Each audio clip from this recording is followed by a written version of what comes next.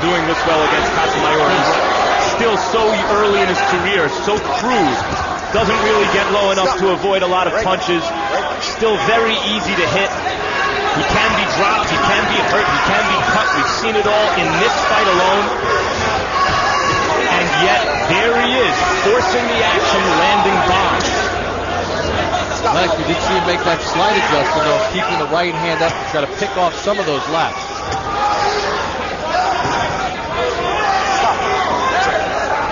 And if you notice, he's still coming forward, I would love him to throw a little more jabs on his way in. But he realizes Casamayor doesn't like those body shots, so he's trying to work to the body. Illustrate that point. The Katsidis numbers is 17 of 62 in the fight with the jabs. Casamayor 51 of 201. Jabs. And again, what's on the line here is no sanctioning body belt. Forget them. This is for the lineal, true lightweight championship. Casamayor is the man who beat the man. Though Nate Campbell's upset win over Juan Diaz a couple weeks ago makes him, in many people's view, the #1 guy in the division. Best fighter in the division is not always the champion. In boxing history, the title's been passed usually in a lineal way, meaning from one guy to the next guy who beats him. Only in modern boxing history, especially, has sanctioning body corruption and stripping of belts resulted in the confusion we now have. So let's make it simple. The championship of the world. Casamayor's done a better job this round of moving, staying away from Katsidis' unrelentless pressure. And as you mentioned, Alex, he's been able to punch off some of that movement. Katsidis just kind of runs right back at him. Missed with the left hand, flicks out a right.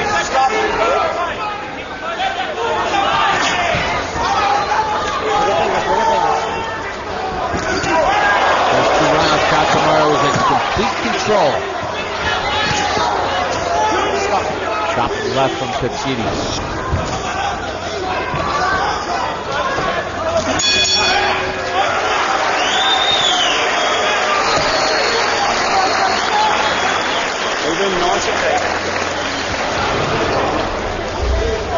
Three again, mate.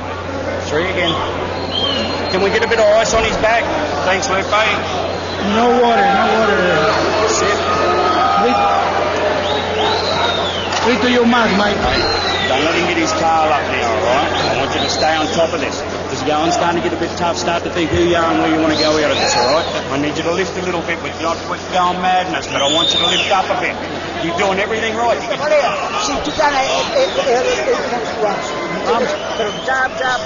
Jab. Sube la guardia arriba. La guardia arriba tiene que subirla, ¿ok? Y el movimiento, hay que trabajar fuerte. Movement. No le des chance, sigue tu ritmo, According to Katsidis numbers, the last round, round 8, the first round since the third where Casamayor actually outlanded Katsidis. It was 18-7 and connects. Left hand by Katsidis to start the round. And as we were saying a few rounds ago, this one's not going the distance. Here we find ourselves in the 9th. Maybe it will. Maybe it will go the distance.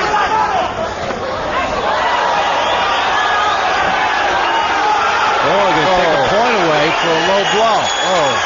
I thought he should have gave him a warning first. You got to give a guy a warning. But he has given each man warnings. Yeah, but you know what? Especially a cagey old fighter like Casamayor, if he's going to hit you low intentionally, he'll do it where the referee can't see. That was in clear view of the ref, and so I find it hard to believe it was intentional. Well, what he did was he put his head down and threw an uppercut, but he wasn't looking and seeing where the uppercut was going to land. He just thought that Katsidis was going to be in front of him for that uppercut. Casamayor wants to hit you low. He'll wait till the referee's on the far side, doesn't have a view, and with the hand that's farthest from the ref, with the ref's vision obscured, he'll hit low with the far hand. And I wouldn't really call that a hit. I would call it a tap.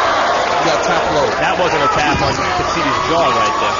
Good left hand by Casamayor. Katsidis steps in with a combination. Casamayor dips away.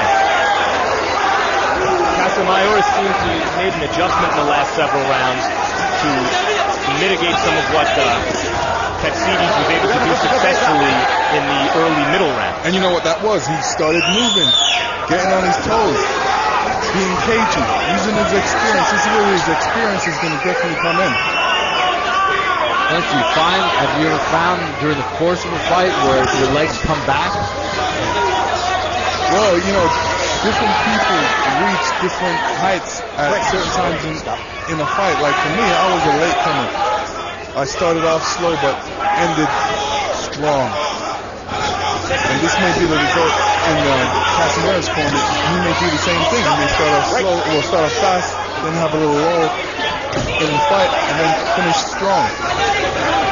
Might have knocked him to a wall.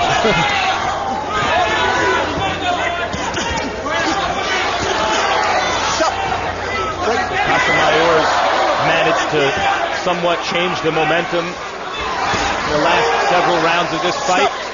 Can Katsidis change it back again? Right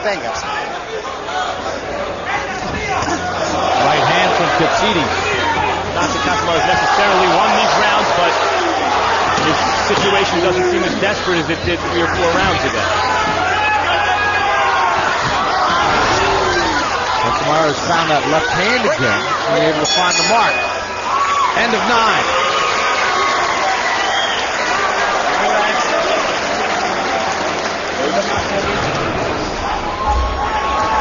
What round have we got, Lupe? Lupe? 11. In the ninth. In the 9th coming up. Shush. Bruce. And breathe. Hey, mate. Listen, stay with me.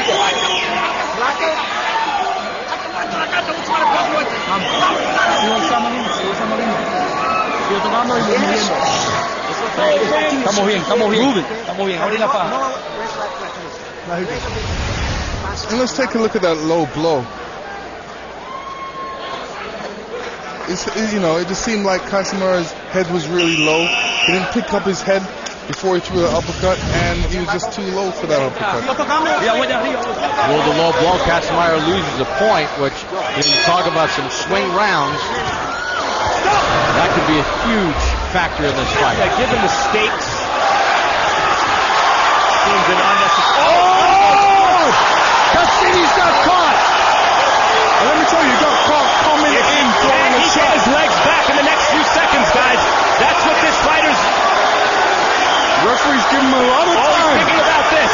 Can Katsidis get his legs back? He got dropped twice in the first, then here, and he's hurt again, and it's stopped! John Shorley steps in and stops it. What a shocking turn of events when it looked by the 4th or 5th round that Katsidis was beating the fight out of Casamayor, that the script was being written, the young new fighter on the scene was going to emerge as lightweight champion. For the old lion to pull off that kind of knockout And let me was tell you, incredible. Cassidis helped himself get knocked out. He ran into a shot and ran onto Casamayor's left hand and got knocked out that way. Lennox, that's what he did in rounds 1 and 2, and he avoided that mistake, but he made that mistake in round 10.